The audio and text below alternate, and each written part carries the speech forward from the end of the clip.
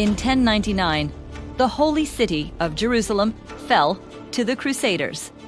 It was a conquest marked by unimaginable horror. The streets flowed with blood, the air filled with the cries of the innocent, and sacred mosques were desecrated. For nearly a century, the city remained under Crusader control, a deep wound in the heart of the Muslim world. But then, a new leader arose from the ashes of division. A leader whose name would echo through history, not for his brutality, but for his profound mercy. This was the story of Salahuddin Al-Ayyubi. Salahuddin wasn't your typical conqueror. He wasn't driven by a thirst for power, a hunger for fame, or a desire for riches. His life was a testament to humility, discipline, and a deep, unwavering faith. It was said he would spend his nights in prayer, his days fasting, and his heart weeping over the disunity that plagued the Muslim lands. He understood a fundamental truth. True victory doesn't come from the edge of a sword, but from the purity of the heart and the unity of the people. So, before he even thought about marching on Jerusalem, he embarked on a much harder campaign. He traveled from Egypt to Syria, not as a conqueror, but as a unifier. He healed old wounds, settled bitter disputes, and reminded rulers and commoners alike of their shared purpose. He wasn't just building an army. He was rebuilding a civilization, piece by piece, founded on justice and shared faith. Only when the Muslim world stood united with a single purpose did he turn his gaze toward the holy city. The final battle for Jerusalem was fierce, but when the city's defenses crumbled, the world held its breath. Everyone, especially the Christian inhabitants, expected a wave of vengeance.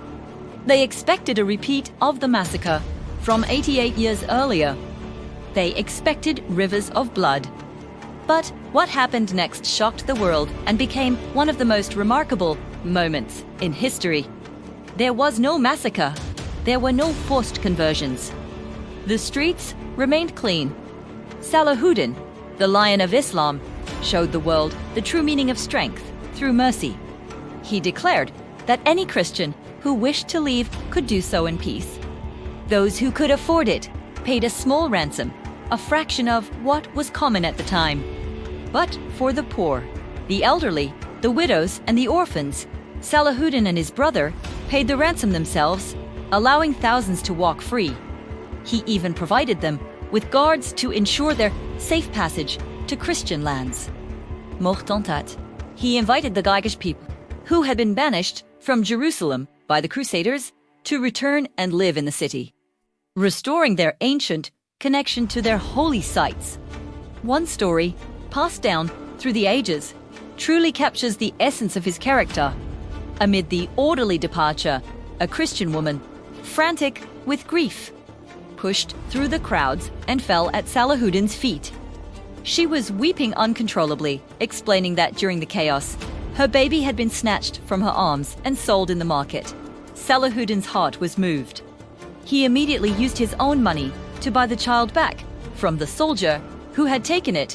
He then personally returned the infant to its mother's arms. But he didn't stop there.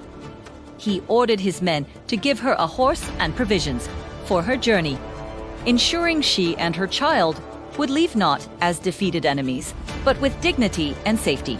This was his nature. Not an act for show, but a reflection of his soul. When Salahuddin Al-Ayyubi eventually passed away, his treasury was nearly empty. He owned no grand palaces, no mountains of gold, no vast estates. All that was found among his possessions was a single gold dinar and a few silver coins. He had given everything he had to the poor, to his soldiers, and to the cause of justice.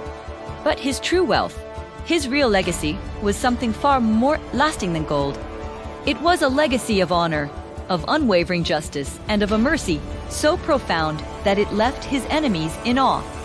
When news of his death reached Europe, even his staunchest opponents, like King Richard the Lionheart, mourned his passing. They knew the world had lost not just a great warrior, but a truly great man. Salahuddin's story reminds us that true power lies not in how many you can conquer, but in how many you can forgive. It teaches us that the greatest victory is not over a city, but over the hatred in our own hearts. Thank you for watching.